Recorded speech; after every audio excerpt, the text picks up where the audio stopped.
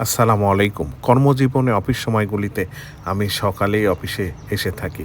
অর্থাৎ ফজর নামাজের পরে আমি আর ঘুমাই না এবং প্রতিদিন রাত্রে আর্লি ঘুমায় যাই। ১১টার ভিতর আমি ঘুমায় যাই বিছনাতে এবং ভোরে ফজর আজান দিলেই আমার ঘুম ভেঙে যায়। নামাজ-টামাজ পড়ে তারপরে আস্তে, আস্তে ধীরে সুস্থে গোসল-টোসল করে প্রায় ৭টার পরেই বেরিয়ে যাই বা রুম থেকে।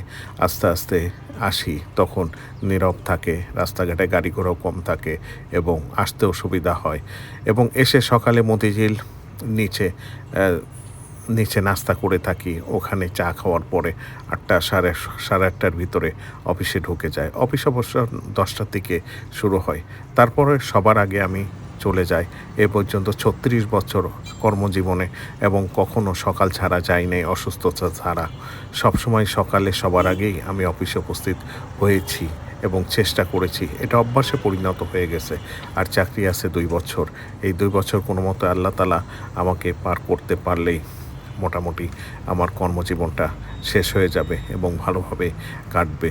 ভালো-মন্দ নিয়েই কর্মজীবন শুরু থেকে শেষ পর্যন্ত এবং কষ্ট এবং আশা প্রত্যাশা এই ২ টি মিলেই কর্মজীবন শেষ করতে হবে এবং চলছি এবং চলতে হবে শেষ পর্যন্ত।